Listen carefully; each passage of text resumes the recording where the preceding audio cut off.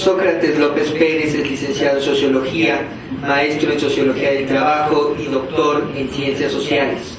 Obtuvo la medalla Ricardo Torres Gaitán, otorgada por el Instituto de Investigaciones Económicas de la UNAM. Es miembro del Sistema Nacional de Investigadores. Actualmente es profesor investigador adscrito al área académica de Sociología y Demografía del Instituto de Ciencias Sociales y Humanidades de esta universidad. Se desempeña también como coordinador de la maestría en Estudios de Población, integrante del Cuerpo Académico de Dinámica de la Población y Cambio Social, evaluador de proyectos del Consejo Nacional de Ciencia y Tecnología y del Padrón Nacional de Posgrados de Calidad. Ha dirigido diversos proyectos de investigación aplicada, entre los que destaca el de la certificación de productores de café orgánico de la zona Otomitepegua, el diagnóstico social, económico y cultural para conocer la composición de la violencia en 4 ciudades de Hidalgo, el impacto del cambio climático en la población del estado de Hidalgo. Actualmente encabeza 2 proyectos de gran interés para la Universidad Autónoma del Estado de Hidalgo y para el Estado mismo. Me refiero al Parque Científico y Tecnológico y al Censo de Población Indígena Estatal.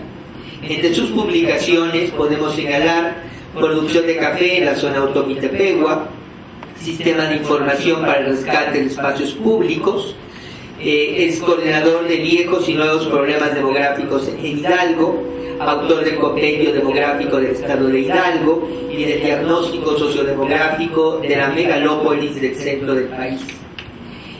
Fundador y colaborador del equipo responsable de la Cátedra UNESCO, Educación Intercultural para la Coexistencia, la Cohesión Social y la Reconciliación en un Mundo Globalizado.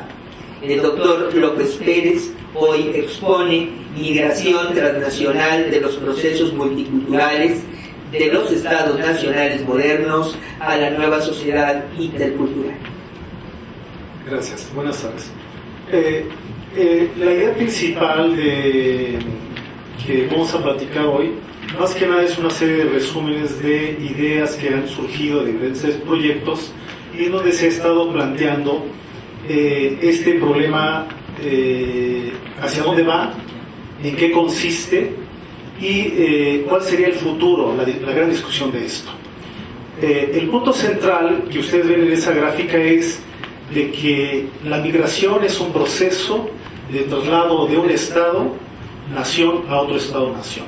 Los estados-naciones son las formas modernas de organización social, de organizar la vida, de organizarse los grupos humanos, y en donde ellos mismos han cercado estas formas de vida. A su vez, este intercambio no solo se da como un simple traslado de mano de obra de una zona A a una zona B, bajo un modelo neoclásico, en el sentido de que simplemente se trata de movimiento de mano de obra o de gente sin ningún sentido, sin ningún sentimiento, sin ningún conocimiento, sin cultura. Esto ha traído como consecuencia a lo largo de los años, estamos hablando de por lo menos 200 años, donde es un proceso de intercambio de estos estados-naciones, que por supuesto los estados-naciones son los modelos nuevos, más actuales de la forma de organizarse los grupos humanos. En este caso vamos a estar discutiendo precisamente cómo se da este traslado de estados multiculturales a estados multiculturales a estados pluriculturales, para finalmente centrarnos en la discusión que yo creo que nos llevaría a establecer ciertas conclusiones de esta cumbre, en el sentido de cuál es esa relación entre lo intercultural y la migración. Los estados-naciones, como todos ustedes saben, básicamente son esa forma de organización humana moderna en donde no tiene mucho que ver la identificación de quiénes somos o de qué grupos viven dentro de ese mismo territorio. Lo importante es el territorio, ponernos de acuerdo en cómo vivir, crear determinadas reglas y a través de ello determinar precisamente el derecho, las instituciones y las formas cotidianas de vida. A su vez, se tiene un pacto social en donde hay un arreglo de que todo el que quiera vivir en ese estado-nación va a aceptar las reglas, las normas, etc., ¿no? y tendremos la opción de trasladarnos a cualquier otro estado o nación, en este caso, sin ningún problema, ¿no? Esto nosotros lo estamos llevando en el sentido de que cuando partimos de la Cátedra UNESCO, precisamente es esta conceptualización que tenemos nosotros, ¿no? De que la Cátedra UNESCO que tenemos nosotros, la sede, que es una de las 700 cátedras UNESCO que hay en el mundo, que tenemos la sede aquí en nosotros, es precisamente haber llevado esa discusión de lo intercultural, en qué sentido tiene que ser hoy para conducir a la sociedad, a los grupos humanos, hacia una vida mejor, sin conflicto, y que podamos intercambiar de una forma más racional, pero a su vez, ¿a través de qué? Lo multicultural es entendido como esos estados en donde son como contenedores, en donde ese contenedor está conformado por una serie de grupos que están claramente diferenciados por sus formas de ser, por sus formas de pensar, por sus formas de organizarse, por sus formas de la lengua incluso, por sus formas de vestir, por sus formas de hacer las cosas, por su forma de organizar su familia, sus valores, sus principios, por la forma de su religión, por la forma de su concepción política. Cuando tenemos nosotros estos estados multiculturales, estamos hablando de que no hay contactos entre estos grupos, ¿no? No hay una diferenciación entre ellos a partir de un reconocimiento de esas diferencias, sino simplemente están ahí. Por otro lado, cuando nosotros vemos lo pluricultural, estamos hablando de esos mismos grupos claramente diferenciados, ya dije, su organización, su lengua, su religión, etcétera, pero que de alguna manera uno de ellos es el único que hace ese intercambio con los demás, pero en donde no hay un regreso de esos grupos diferentes a ese grupo. Llamémoslo un grupo dominante o llamemos un grupo central, en donde a partir de esa dinámica que impone este grupo se va conformando lo que conocemos como Estado-Nación o como país, también lo podemos decir, ¿no? Este es el caso, por ejemplo, claramente de México, ¿no? En donde hay un grupo que marca la dinámica de ese Estado-Nación o de nuestro país, y es un grupo mestizo, ¿no? En donde un grupo mestizo está claramente definido hacia su cultura, pero que está claramente también alejado y diferenciado de lo que llamaríamos los grupos indígenas, que llamamos aquí en México o en Centroamérica, ¿no?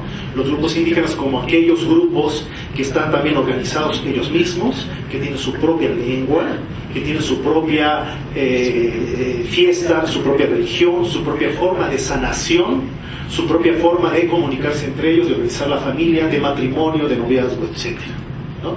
Y entonces en este caso estaremos hablando de lo pluricultural como ese grupo dominante que solo señala hacia dónde llevar todo el mundo social bajo su propia visión. Y finalmente lo que nos convoca hoy, que es lo intercultural, es esa posibilidad de conformar los estados-nación, los países o las formas modernas de sociedad en donde sí hay un intercambio, hay un diálogo, hay un reconocimiento en el otro, tanto de ida como de vuelta. Yo respeto y reconozco que no sea católico el otro, y yo a su vez acepto que sus formas de vida, ellos decidieron ser otra religión, ellos decidieron tener ese tipo de santos, ellos decidieron tener esas formas de representación, la cual nosotros tenemos que respetar, porque ellos a su vez reconocen y respetan la mía, y entonces se van dando este reconocimiento. Entonces ese es el momento que hablamos de que son los estados-naciones, los países o las sociedades modernas que están estableciendo su forma de relación de forma intercultural. Yo creo que el rector nos dijo muy claramente hoy temprano, de Cali, en el sentido de que es ese diálogo, es esa comunicación, es ese encuentro de escuchar al otro, encontrar sus diferencias, respetarlos, y finalmente todos tenemos que, a través de esas formas del conocimiento, aprender a vivir mejor, ¿no? Sí, no someter y señalar que el otro vive en forma incorrecta, que el otro no vive como yo, por lo tanto está equivocado. Eso es lo intercultural.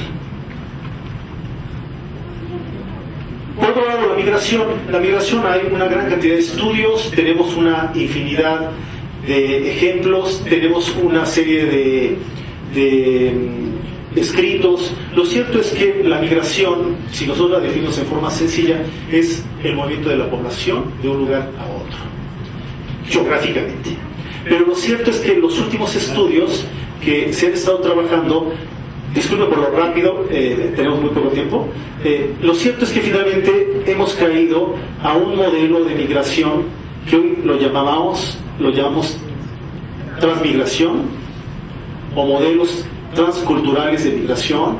Lo llamamos transmigración en el sentido de que ya no solo es el movimiento de población como mano de obra en donde va a trabajar a otro lugar, sino ahora es el traslado de población con elementos culturales, con lengua, con religión, que se traslada a otro estado-nación en donde tienen otras formas y otros modelos de vida, y en el cual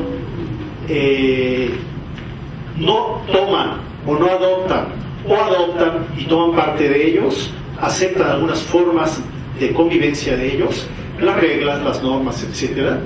Y finalmente se empiezan a configurar como grupos transnacionales, en tanto logran compartir las formas de vida de un Estado-nación con sus propios formas de vida de su Estado-nación de origen.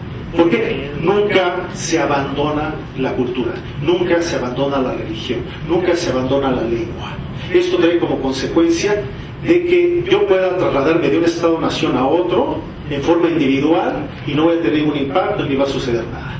Pero cuando este traslado no solo se traslada la lengua y todo eso, sino se traslada también la propia identificación con otros individuos, con otras gentes dentro de ese Estado-nación, se empiezan a configurar lo que llamamos comunidades transnacionales.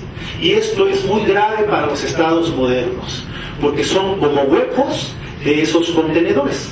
Porque la base fundamental de todo Estado-nación, de este contenedor, es precisamente tratar de mantener esa homogeneidad.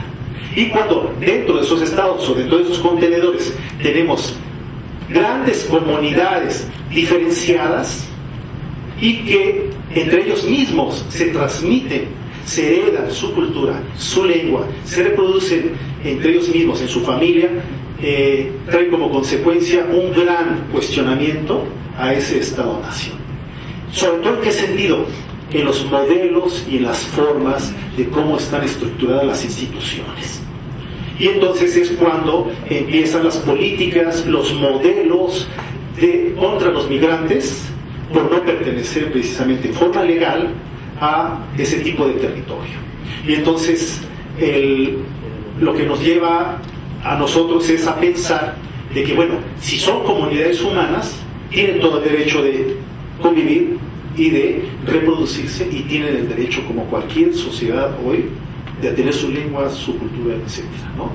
Muchos de ellos han logrado relacionarse con las culturas locales y han tenido ya claras formas de vida compartiendo esto con mucha claridad.